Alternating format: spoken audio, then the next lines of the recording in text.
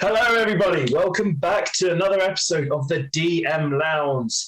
Here we go to the deep, dark depths of the DM mind. Here on our cyber sofa, we have a wonderful crowd today. We have the ever beautiful Emma. We have an absolute gorgeous new guest called Kat, and we have him. I say him, it's probably that way. Make it so. and we have him. I really hope he's below me, because otherwise that's going to look really weird. He says this every time, but I'm going to edit it so that you're wrong. Just for that scene, you'll move over here and you'll be pointing at no one. Or be pointing this way. I'll make two of you. Well, and just enough of him right now. So, welcome everybody back to this new episode of DM Lounge, where we do try to talk something that is rather relevant to any new DM players. Today we are still looking at the world building scene, and for this particular episode, we are going to look at that question that everybody likes to argue about: is how do you draw your maps? So we're going to be asking kind of tools, where you start, what kind of maps do you prefer doing? Do you use like actual real ones as concepts, and what kind of where have you brought your ideas from? So today I'm going to start with our very own dungeon master and the man who thinks he knows it all, Mr. Liam Wright. If you see all this hate, guys, it's just because I've been killing his character in session, and he's a little bit salty right now. People support Archie. Archie needs the support. He has like a whole Archie freedom scenario going on where he thinks Hashtag free Archie. Yeah, literally. We need to do that. We really need to do that. But anyways. But yes, so I mean, it comes up a lot. Obviously, for one of the places that I have started a lot of the time is like a big event. If I've decided that something has to have happened, big explosions, big battles, something that has to have affected the land in my mind, and I tend to then build around that event and outwards. I'd say your very first thought is, how big do you want it to be? Like some campaigns, like for Ravis, I decided that I never wanted the players to have to travel for more than a month. I just don't want that. I'm not very good on that kind of traveling DM style. But I also know that all my players love to travel, so I had to make it so that traveling was an option. So yeah, sometimes it's to do with making the map fit your play style and what the players are after. The other way then is, once I'd decided that, is I took a real place. It's Ravis I basically traced over the top of Spain and down into the top of North Africa, and then connected the sea bits with some lines, and that's how I got that, because I sort of measured. I know it takes this long to travel from that bit of Africa to that bit of Spain, and I measured that out so that it would make sense distance-wise in my head. So just general kind of say follow up. So you said you started if there was an event, so I assume that's connecting to your story. So there wasn't always an event. So Ravis didn't have... I mean, Ravis had many events, and that's why I didn't start with one event for Ravis, because there isn't one event. Secrets. But for example, in the Floating City one that we did in our homebrew, the event was the land being destroyed by some cataclysmic event, and now everybody lives in the city in the sky. That entirely changed the way I drew all of my maps. And to be fair, it made it real easy. I threw everything out the window. I could have tentacle fields and all sorts of weird stuff because the land was weird. But in terms of when you've got an event, it's useful to start there to make sure everything fits in. If you've decided that there's going to be this big explosion that was seen for 400 miles around, and then you finish drawing your map and it's only 300 miles long, your story is going to have to change. Whereas if you'd have just started with that thing measured out 4 miles in all directions, you're good. But I have a very logical mind to those things. So just imagine you're talking to someone who knows nothing about map building. And where would you say to, like, how would you get me to start? So I've got this event. I've got this, there's been a war.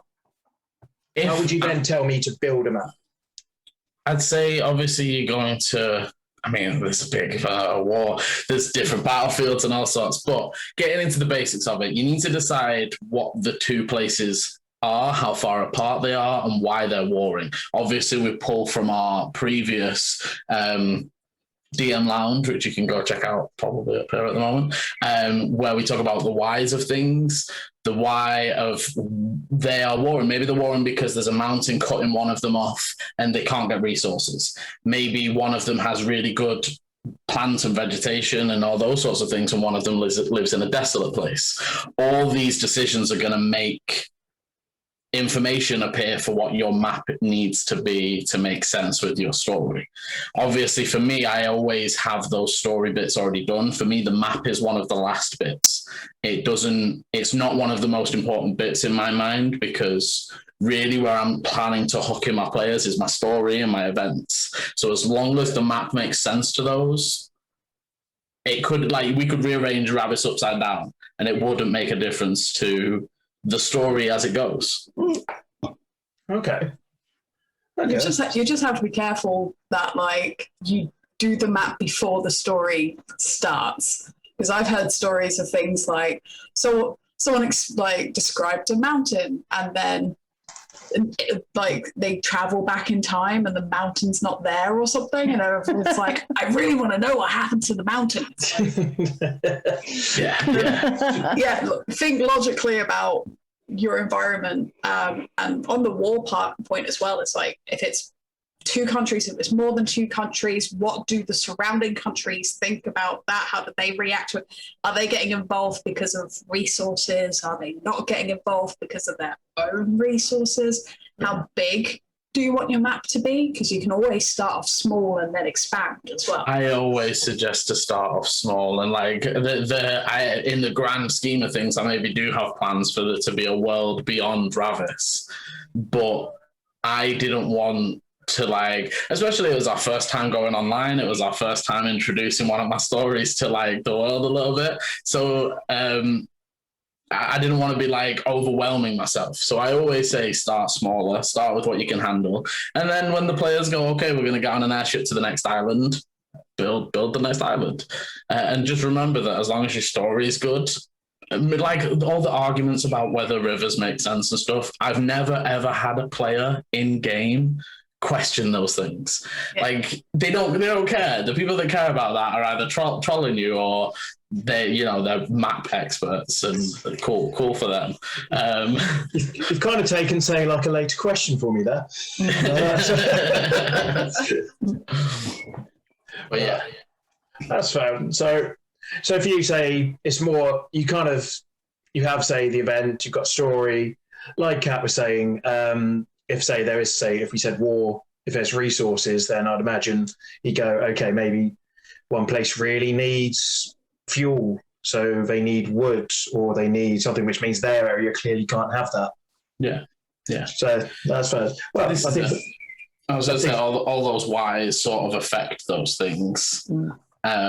And then as well, I was going to say, don't be afraid just to squiggle on a map, man. I've done ones where literally to decide your outline of the island or the nation or whatever, just get some squared gridded paper, do a squiggle, decide how many, and then count them. Okay, well, that's all my logical bit. You can tell how far across it is by how many squares it is. But yeah. So, well, going as we say, just as I kind of just melded a bit of say what Kat said with what you were saying there, I'll go straight to you, Kat. So, hello, welcome for joining us. How are you? Thank you very much for joining us here. That's okay. Just before starting, I suddenly realised that I remember that you do some cosplaying. I do, yes. And you've got an Instagram here. Let me check my notes. Yes, it's Pesky Time Pirate. I use that same online persona for basically everything. So you can find me on Twitter under the same one as well. I don't have a Facebook page. I did a long time ago, but it's not been updated for 7 years or something. I have got. Oh, sorry, carry on. I'm not going to interrupt you there. It's fine. I wasn't going to say anything important. I was about to say, I have had just a quick Google on the Instagram for that, and you're talented. You've got some really good stuff here. Thank you. And you're making a Jester outfit, you said, from Critical Role? Yes, I've done Jester's level 1 outfit, and we did a photo shoot back in 2019 before, the global panini happened. It's the best way of calling it. That is now a thing on our channel. That is now what it's called. Thank you very much. I didn't create that. I won't take credit for that. Don't worry. But yeah, we did a photo shoot in North Wales. So like some of the pictures, I'm on the beach where I got up at like 5 a.m, did face paint, costume, went down to the beach, freezing cold, late November kind of time, ice everywhere. I'm slipping all over the place. And my photographer's like, "Are you okay?" I went, "I want to get in the water." And she's like, "No." And then I caught a cold anyway, and I was dying the entire weekend. Surprise. Well, based on saying some of these photos, you can't tell you look stunning. Thank you. So. Yeah, I'm working on her level 10 costume now instead, and hoping that when the world opens up again, it's a bit more safe. So meet up and do another photo shoot with some friends. So got things in the plans. So anyone who likes any type of, say, cosplay or maybe needs a bit of advice, because you make all your stuff as well, don't you? I've been making all my stuff recently, yeah. When I started out, I didn't. And I would say to anyone who wants to cosplay, there is no pressure to make things from scratch. If sewing's not your passion, not a problem. There's nothing wrong with store-bought cosplay. There's nothing wrong with going to a charity shop and like turning something out in, like, I've done that 1,000 times when I was getting started, especially as a broke university student. Easy way to spend less than 100 quid on cosplay is to go to a charity shop, find something similar, edit it. Like, don't panic. Do it for yourself. It's for you. It's for the fun. Play is in the name. Yeah. Enjoy it. Great. Well, there's some lovely bonus advice on, say, today's episode about cosplaying. So, thank you for that. That's all right. Now, bring it backstage into the topic at hand. So you have. So we're talking obviously about maps. You've briefly said about if places have resources. Why? You've now, let's just say, you now have a blank bit of paper in front of you. Mm-hmm. Where do you start?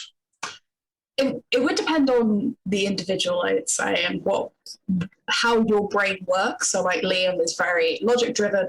I'm not. I'm a being of chaos. And sorry, Chris, I took you by surprise. Fantastic. Love it. I saw a great technique written online where someone went, take a couple of different dice, and those different dice will mean different things, and just roll them on a piece of paper. And I did that for a whole bunch of stuff, and with in mind going, okay, well, I want my campaign to be a bit more sea-based, so maybe I'll have more dice to represent islands, and I want at least one mountain, so I'll have a few like D4s in there, and I'll just have a look at the roll. And I've only started drawing maps recently. I've only started DMing recently as well, so I'm quite new to the scene myself.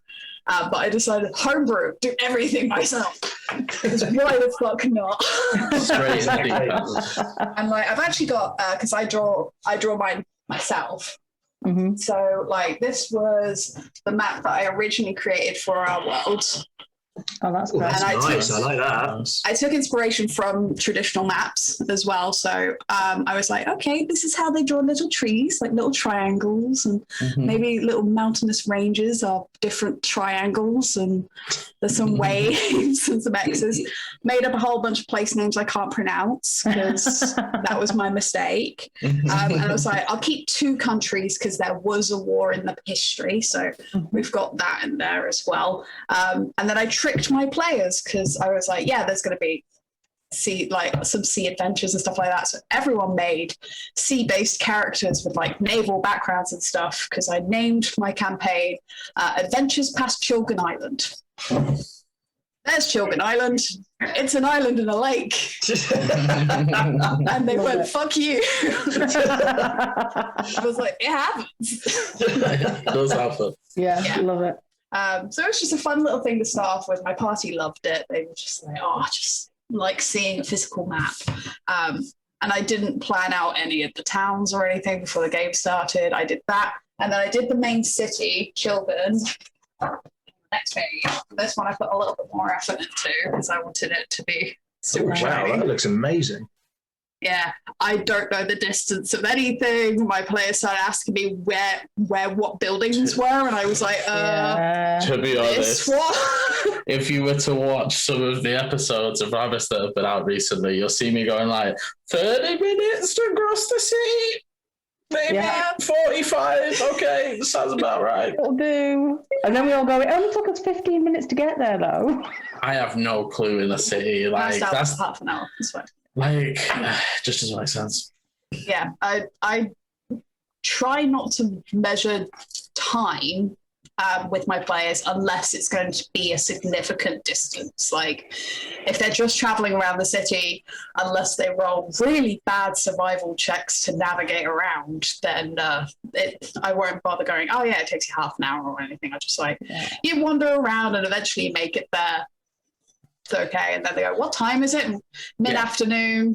Yeah, and then they go, but earlier you said it was 1 p.m. And I go like, well, it's later than that then, isn't it? Yeah.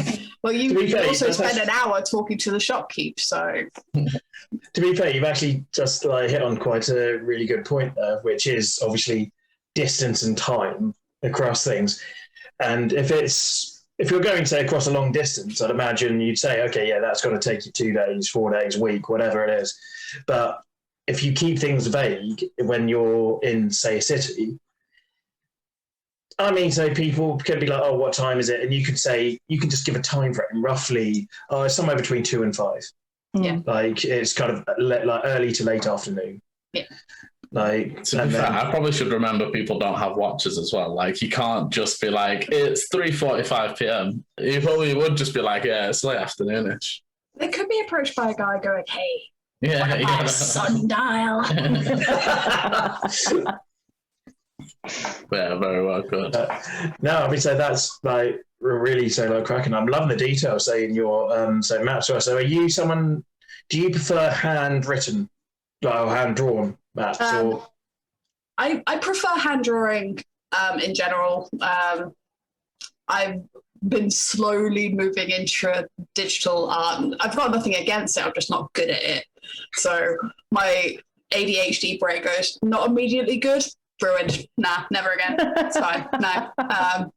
Which is just tragic. But I have also used map generators online as well for when, so I have a autoimmune condition called psoriasis, which means my immune system attacks my skin. So I break out in these horrible rashes all the time. And there was a period of time where my hands were covered and I couldn't hold a pen. And so I was like, I want to create maps, but I can't actually draw.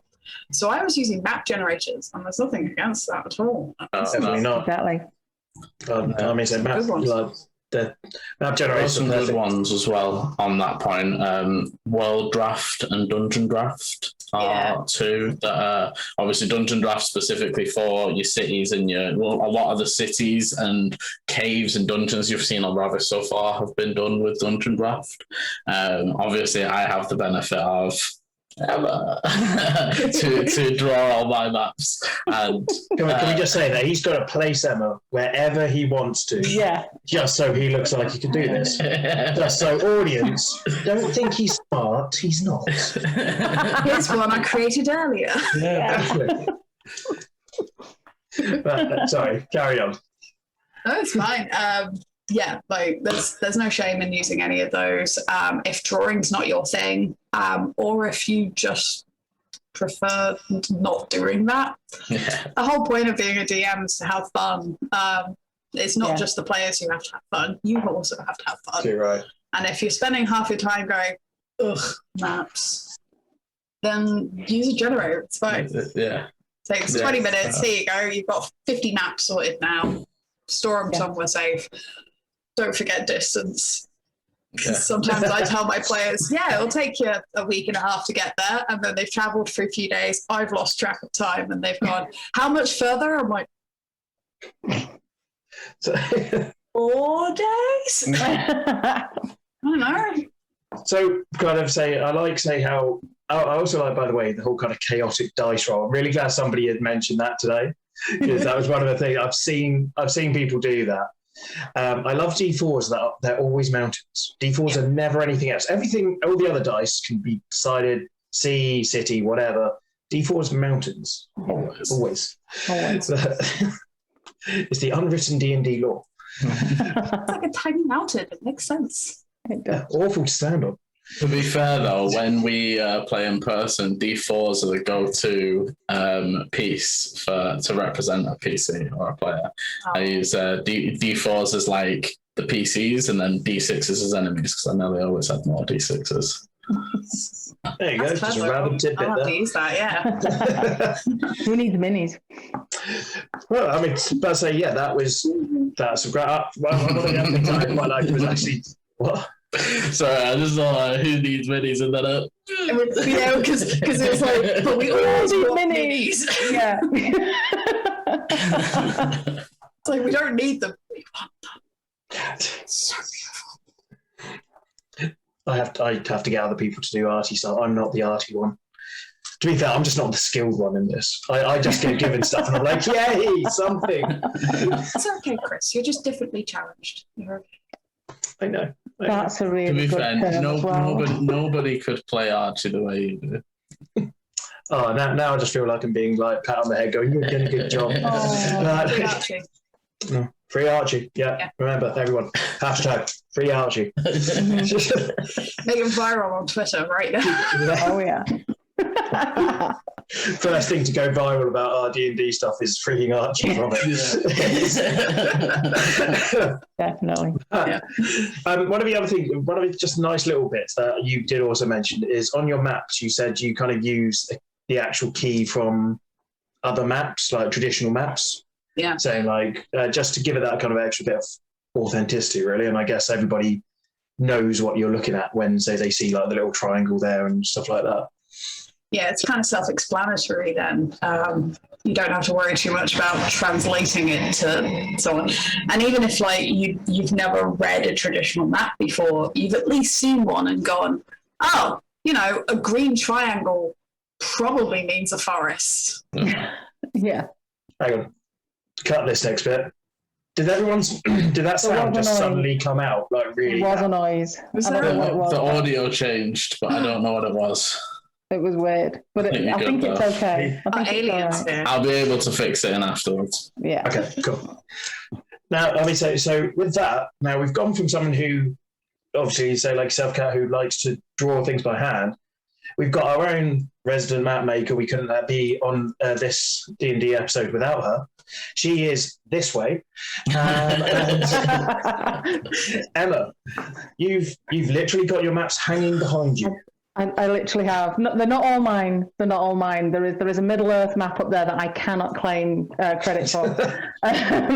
But in terms of drawing maps, actually, I would also probably do hand drawn, and I started off doing hand drawn as Liam's seen the proof of this. I'm one of those people who's been reading fantasy books since I was 10. And the first thing I always did in a book is go straight to the map in the front, straight to the map. So the map of Middle Earth, or the Shannara Tales, or the Belgariad, or whatever I was reading at the time, always had a map, and that was what I always wanted to go and look at. And as a kid, would sometimes draw a map just for fun because I was quite arty, so that was just something that I would do. When I decided that I needed a map for my campaign, which was only a couple of years ago, I then sort of went back and looked at those maps to work out, well, what maps do I like? What styles do I like, and what am I drawn to? And sort of then used that as inspiration for how I wanted to draw mountains, how I wanted to draw trees. How do I want to represent a forest or a lake, or those kinds of things. And so that's where a lot of my sort of map drawing comes from. I usually start by going and looking at a map, finding one that I like the look of, and then almost trying to emulate that style. Just look at how that's done and sort of copy that. So I mean, go on, Chris, sorry. Sorry, so when you say you go looking for a map, do you mean any map, like world map, or are you meaning Middle-earth map? I'll go on Google. I'll look at medieval maps that are like real medieval maps. I'll go and look at maps of famous fantasy places. I'll go on Reddit and look at other maps that other people are doing and just see different styles. I mean, there's certain types of maps that look great, but I can't draw to save my life. So, you sort of look and you go, wow, that's amazing. I can't do that. So there's a bit of like, what am I capable of? And the reason I ended up going digital, and it's a huge learning curve, still on that curve.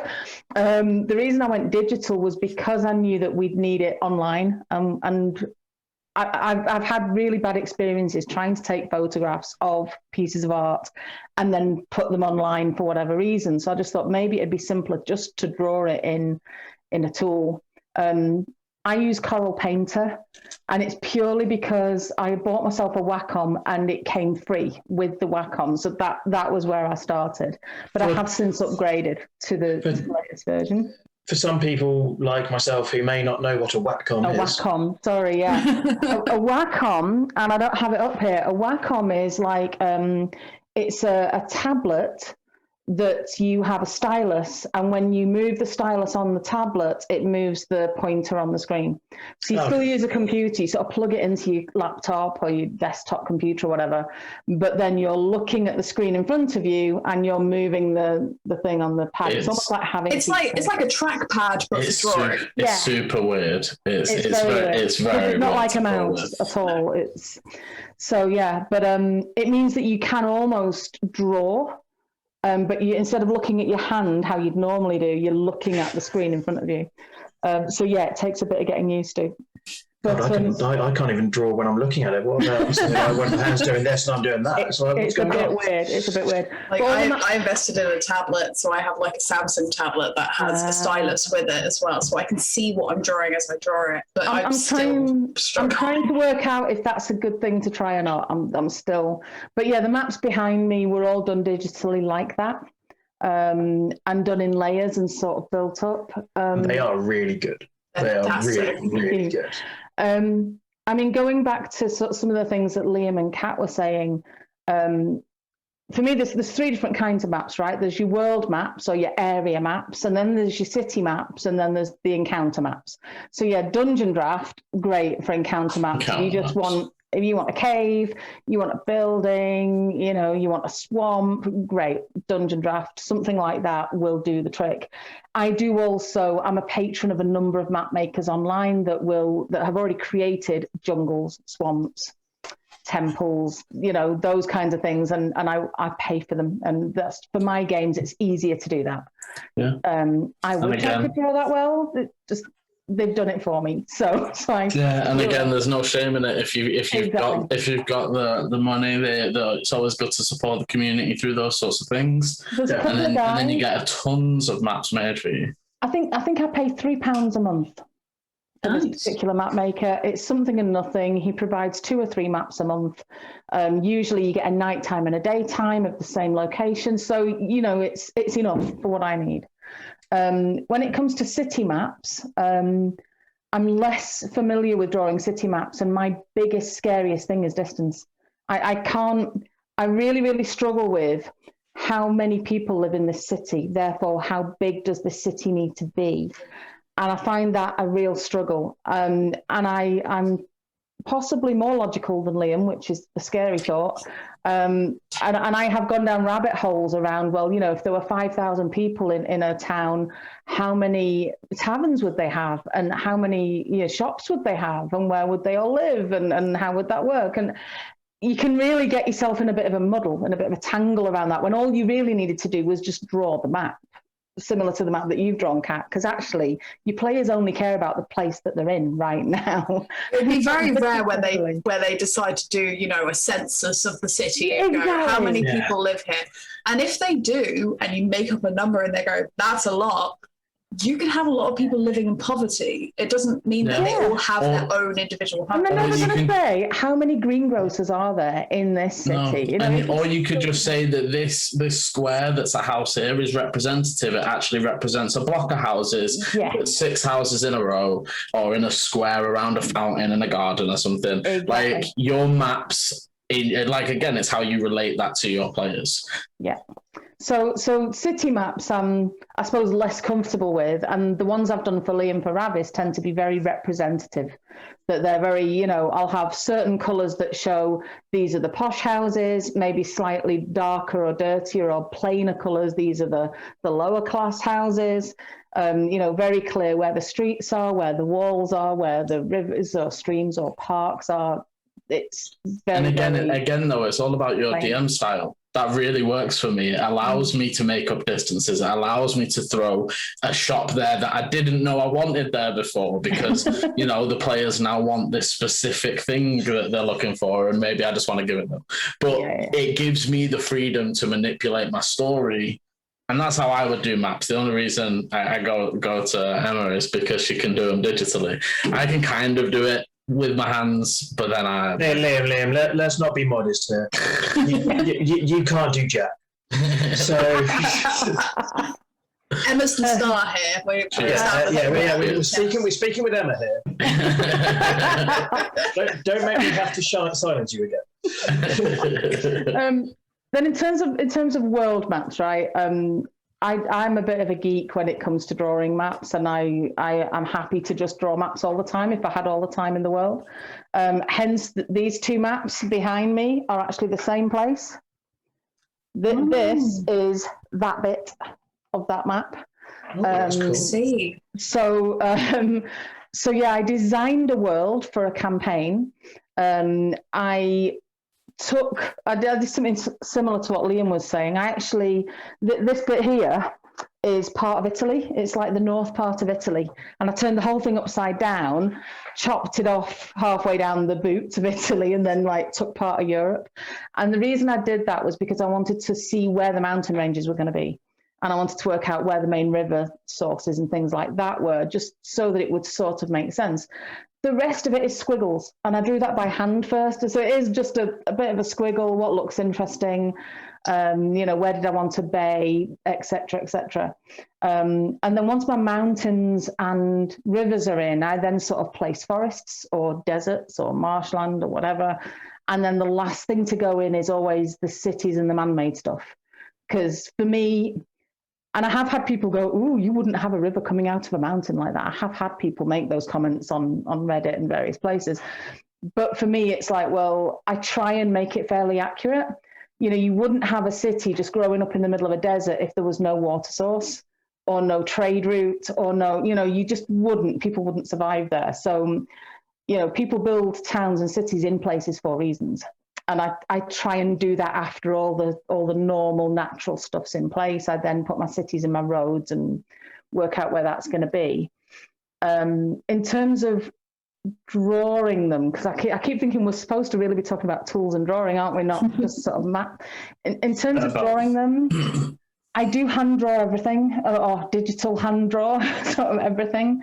I've tried using various different tools. So I tried the World Draft, and I've seen really good maps done with it. It just didn't click with me. I couldn't get it to do what I wanted it to do. Similarly, I've tried Incarnate.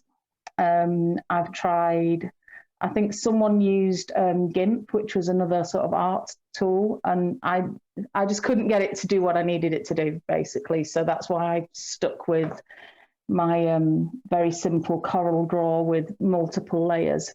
But the way I'll build it up is I'll have a layer that's the basic outline of the continent, a layer that's my mountains, a layer that's my forests, a layer that's the cities, a layer that's all the text with the names, what font I want. It is the one big advocation for digital drawing, in that I've seen like, oh, that forest isn't quite right, and it's just like, cool, and you just redo one layer rather than having to redraw that area of land.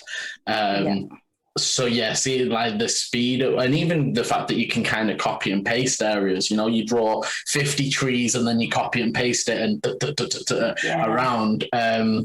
It saves a lot of time because those little details are what drive me nuts when creating. Like I just end up like the first 50 are real neat, and then everything after that is just like barely a circle half the time. Yeah, and what you said about like having cities and places that may not necessarily have sense. Like people don't put cities where for no reason. Use it as a plot point as well. Like if you do have a city in the middle of the desert, is there a fuel source that they're mining or something? And maybe they actually use water as a currency, like almost Mad Max style. Like Or is the city there because there was a river there originally, and maybe now there's no river there, but there's a bit of remnants of whatever that civilization People was. trying to hold on. Yeah, so because we get places, don't we, that people have just abandoned, and now we're like hundreds of years later. Why is there a set of ruins in the middle of Cambodia, or why is there temples in the middle of Peru? They would have been there for a reason at the time, just because. Why is the city in the mountains? So it's cool. Yeah. To be closer to God, obviously. Absolutely. Whichever God you praise. But yeah, so that's sort of my process. When I'm drawing, I'm pretty loose and fancy free. I sort of do what I think looks good, and if it looks rubbish, it gets thrown out the window, and I start again. And I'm probably too fussy because Liam's always like, "It's done, it's fine. What are you worried about?" But it's because like compared to what I was going to deliver to the players, it's already like 10 times that. So it's like, whatever you do from now on is good with me. Like, yeah. Don't compare yourself. It's because Emma has talent, Liam. I'm sure he inherited some of my talent. I'm sure he inherited some of it. I hope so. We just haven't seen it yet. He's fully aware, and then when we see the free Archie, but Archie's gonna die soon. Can't die. We haven't free. He acts super surprised in game, like, why are you targeting me in every other opportunity? I love it when the players make surprise Pikachu faces. Like, why did that happen? It's almost like a warning. I'm loving that they're called surprise Pikachu faces. Kat, I'm just going to throw out here. I'm going to take so many of your little kind of like comments, and then I'm just throwing them in. They're going to appear all over the place. Yeah, I am just an internet meme lord. You are my muse. But going back to the point at hand. So Emma, just a couple of things I kind of got up from here. So especially at the start, you take from, let's say, books and stories. Say if they've got maps, you also look at real ones and either chop, cut, paste, kind of turn around, give them a little kind of your own kind of feel. So that's kind of, say, probably where you start, would you say? Yeah, if I was going to start a map tomorrow, I would probably, I'd have an idea in my head, is this going to be landmass, islands, coastland, what do I want? Yeah. So some of that would come down to the story that I've maybe got in my head and what I want to tell. Because obviously islands is restricting people, right? Sometimes you want to actually keep somebody on an island. You want the exploration to be them getting off that island. Sometimes you just want to give them a big blank canvas and say, go explore. So so I would have that in my head, but then I probably would go off and look at maps of the world and say, okay, just landmass. What did it used to look like? You can look at, I can never remember what it's called. Is it Pangaea? Pangaea? Pangaea. That one, Pangaea. So the original, how the continents looked before they all split up. So you can go and look at how continents fit together, how land masses move, and I'll go to that sort of thing and steal a piece that I think looks cool. That's a cool shape, or I like the look of that, and I'll grab some of it. It's fascinating, isn't it? Seeing how, like, I watched a YouTube video all about how there used to be a country that connected the UK to mainland Europe, and then I think it was an earthquake a tsunami, one of the worst tsunamis in like history to affect the UK, completely flooded the land and it disappeared. I went, hang on. You're telling me Atlantis is real? Well, Essentially, multiple Atlantises. I mean, there's the whole thing on Atlantis that's in the middle of the desert, but it's it's got evidence in it that it was flooded at some point. So actually, they're saying that like the reason that we lost it is because the sea receded, and we kept assuming it's in the sea as our civilization has just marched over. But there's Atlantises all over the place. Seriously, I'm gonna come up to here and just say, calm it down, guys. So the Atlantis. This is all fantastic and lovely stuff. Unfortunately, this is about map building. We did kind of go how things change. That's absolutely fine, but we don't want to go too much in a different direction. Emma's right. You can take influence and inspiration from real world examples of what's happened to the world. Don't be afraid of it. I was even looking the other day at the shape of the Mediterranean and thinking, well, what if you took that shape, but that was the land instead of the sea? So, it's just about the shapes and about how those formations come, because you never get perfectly beautifully curved pieces of land, do you? Or it just doesn't happen. It might look like that on a map. When you zoom in, it's going to be really jagged and yeah. And it's the same when you're doing cityscapes as well. Like I know some people who get paranoid about making all the roads straight and stuff like that. I'm like, we're not the US, and if you look at the UK maps, our roads make basically no sense. Yeah. If you want to think historically about your world and like maybe how it was influenced, that can change how the roads were built and why do they go a particular way? What's important about that? Why is that building there? For example, things like that. You can just take inspiration from that. Or you could just be a chaos goblin like me and go, it's there and it's like this for no reason. So just kind of more, just a few things just from that as well, is that say you can see that your map can have influences from your story. Yeah. So if like say Liam said earlier, say if there was an event, say that will affect the map. Just as historically, for example, in Britain and a lot of Europe, some of the oldest roads are very straight because they were Roman. But then since then, things have changed, and now they have to be built around things. So now they're not, say, like as straight as well. So that can have an impact. There was something else you just said as well, and I've just completely forgotten it. It's all right. About being a chaos goblin, I'm like, that's the thing. Oh yeah, no, that was actually it. That was genuinely it. It was saying that if you make something and somebody queries it, if it's part of your party, tell them tough deal with it because that's how it is. You don't have to feel too. I make them roll history checks. If they question something about a map, I go roll a history check. Most of the time, they roll badly. That is a fantastic way, and say as any kind of budding DM or even experienced, just to avoid those annoying questions. To be fair, sometimes asking them to roll a check just gives you the 2 minutes to think up an answer. Yeah. Genuinely, sometimes I'll go like, make an arcana, and in the background I'm Googling. Like what could be, okay, cool. And you're like, I got 3 + 4, 15. And by that time I've got a relevant answer. And sometimes you could put something in your map and like your players will question it and you go, well, I just put it in there for laughs, but now it's could become a whole plot thing. Like I had an encounter in a village where there was like a hole that was radiating necrotic energy underneath a hospital, and my players like, I just put it there as like random like side plot thing, and my players all just went, we need to close this hole. Like, oh my God, like, we need to save this village. And I'm like, okay. And the whole idea was it appeared after an earthquake. There is a mountain nearby. So like, it's like you are on a tectonic plate. So like, it makes sense geography wise. And then they went to another town and I was like, okay, let me just roll D100s.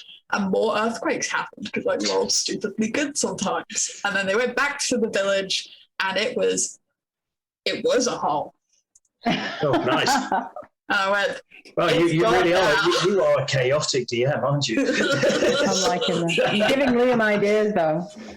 Well, I mean, so I do like saying this actually can sometimes be classed as a warning, though, as well, though, that you've now, because you've said, oh, hey, I've put this here. You don't necessarily know how the players will react to it. Yeah. And if they start suddenly fixating on this hole or this chair or something like that that shouldn't be there, suddenly they'll be like, something is wrong. And they will stay there. And sometimes you may have to act a little bit on the fly to kind of think of a story or something for them to look into. I'll be really honest. That's one of the reasons. I know there are some people who never draw a full map. They'll start with the town or the tavern, and then they draw around the outside and they expand, right? And the reason I don't do that is because I want my players to say, I'm going to go north. And for me to already know, to not have to make it up, to not have to panic about what's north. I know there's a mountain in the north. I know there's a forest. I know there's a tower that I might have put there. I might not have named it. I might not know what's actually living there or what encounters are going to happen, but I understand the lay of the land. So we can at least have a session of, this is how you're traveling. It's really, really hot. Have you got enough water with you? Or you can have those conversations knowing that for next session, you now need an encounter and some NPCs and something else. I'm not having to make everything else up on the spot because I can't ad-lib the way that Liam does. So I have to have that structure that I can then build on. And that's why I like to have a map that's like my base. Nice. Yeah. So now I'm very aware of time. So I'm going to now do a very quick fire, I only want quick fire answers off all of you. Because we've spoken a lot about city maps and world maps. Emma is the only one to ask about battle maps. So just could you give me a few very quick pointers to help me create a battle map? Liam.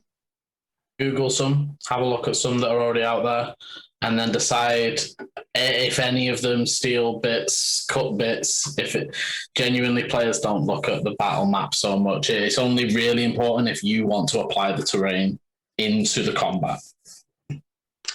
Great advice. Absolutely great. Kat? You don't have to have a battle map if that's not how you play as a DM. Like, I love creating maps for cities and countries and worlds, but when it comes to the nitty-gritty details, I hate it. So sometimes I will just use a generator to create a battle map if I need to keep track of where everyone is. Half the time, I've got everyone written down on a sticky note and I'm just moving them around on my desk. You don't have to do it if you don't want to. Don't stress about it. Yeah. But there are resources out there for you to make it easier for you too. And Emma? Yeah, I mean, what Liam said and what Kat said, but also, like I said, we've got Dungeon Draft, but like I said, there are people out there doing amazing, amazing maps for very little money, and that then allows you to use them online. It allows them to do whatever. However, also, I mean, people around the table draw it on a bit of paper. You know, I've got one of those big sheets of sort of white clean sheets, with the squares on. So I will just,